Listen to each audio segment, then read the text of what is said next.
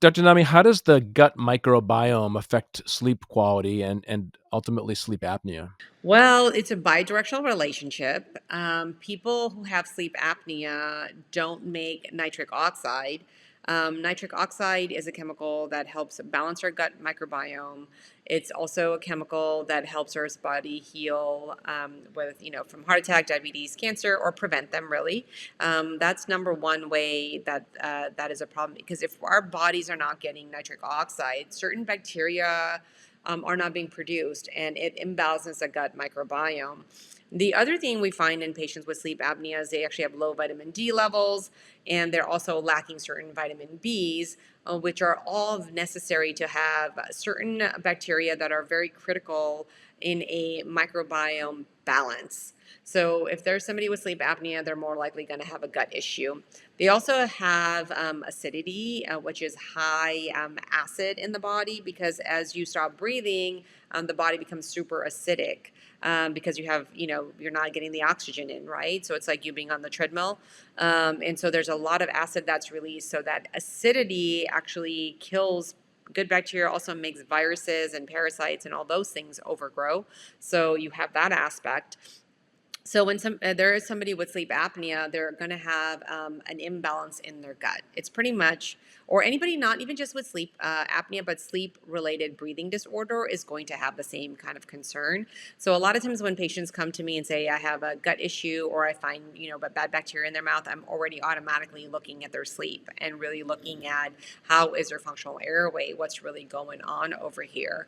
And we find that, area from here to here is very important. We used to think that disease came from the belly up. It's actually top down because we really want to make sure that that oxygen, that nitric oxide is made in order to make sure that everything is nice and healthy.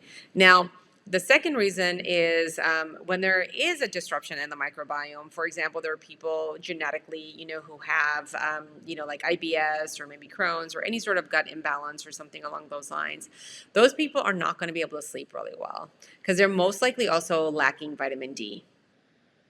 And when there's not enough vitamin D, when there's not enough vitamin B1, B5, those are all really actually needed in sleep, and they're depleted in patients with sleep apnea. So, like I said, it's a bi-directional relationship. One is they're not getting the nitric oxide from the nose down. The second is that if they're not getting vitamin D and vitamin Bs from their foods and things like that, it's going to cause people not to sleep well.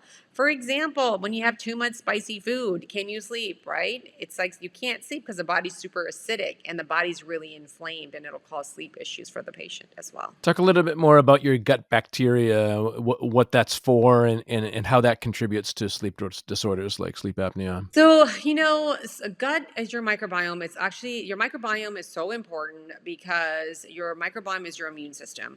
So many different things happen. We need nutrition to survive, right? We need oxygen and we need food, right? So, we're taking the food in. The food has to be broken down into specific cellular molecules that our body can actually digest. And that's why the microbiome is so important because the microbiome actually empties into our intestine, and that intestine, with the use of bacteria, actually help us, take up certain minerals, vitamins, hormones that our body needs. And believe it or not, that nitric oxide we talked about that's made in the nose is actually also made in your duodenum with use of bacteria, which helps our body heal from, cancer, diabetes, and all these different things. When we have an imbalance of our microbiome in the gut, we're not able to produce nitric oxide. We're not able to produce the things that we actually need in order to make sure that our immune system functions really well.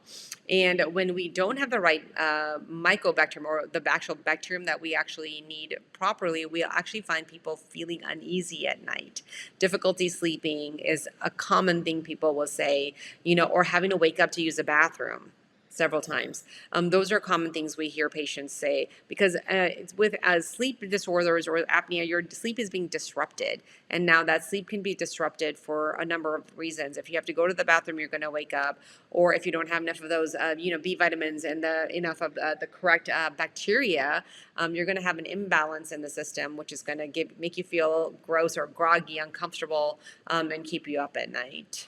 Can probiotics and prebiotics help to improve your gut health, and then in turn help with your sleep quality? Absolutely. I highly recommend prebiotics and probiotics. Absolutely. But the first thing I always recommend is make sure that your vitamin D levels are in place.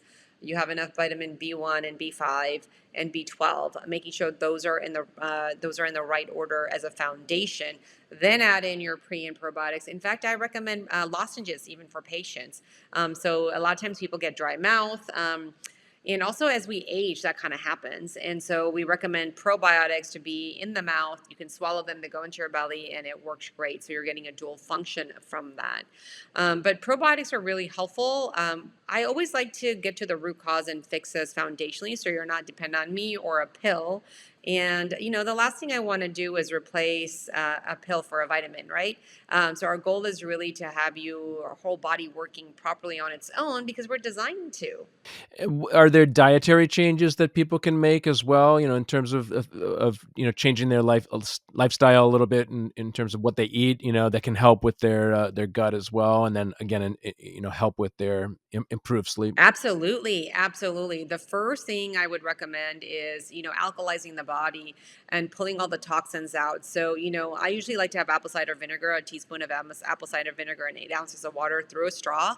I like to start with that. That's a really fantastic way on an empty stomach because that apple cider vinegar is an antioxidant. So, it's just going to start cleaning everything out. And it's also going to alkalize the pH. People who have sleep apnea or sleep related breathing disorders are going to be, their bodies are going to be acidic. So it starts alkalizing the body. As the body is alkalized, it also kills off, viruses, parasites, and a lot of different, things that don't belong in our body. So that's the first thing.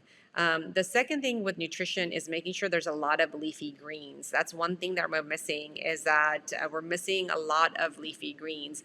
The reason why we want a lot of leafy greens, kale, chard, bell pepper, all of those things, berries are really great. They're really great because what they do is that leafy greens has a lot of fiber in our body that helps move things through.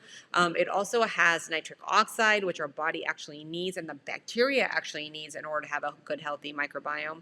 So those are really great. And they're also loaded with vitamin D, vitamin Bs, and they have a lot of good vitamins inside. So a lot of leafy greens is really important.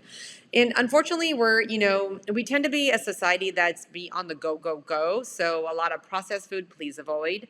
Packaged foods, please avoid. Try to have real, fresh food and fruits. And it's really simple as they've told us when we're in school, to make sure that we're eating a lot of leafy greens and a lot of fruits and veggies basically is really the biggest thing we want to look at. And also protein, lean protein is really important and non-processed, no hormones or anything like that. Protein is really important. I'm a vegetarian, so I'm all about chickpeas, I suppose. That's the way I get my protein a lot. But really making sure that we're getting enough leafy greens because it's so easy to grab a protein bar or it's so easy to do a protein drink than it is to, go chop up a salad, right? So I would say cold pressed juices, making good salads, fresh salads are really fantastic. And just really simple, find things that are simple and easy to make and that you enjoy. If you had a salad, you can put some fruits on it, and then you can put some nuts on it. I mean, that's really delicious. It has a crunch to it. It keeps you full. It's great for our body, and you feel the difference. You'll feel lighter. You'll sleep better. Your skin will look better. And, it just revitalizes you.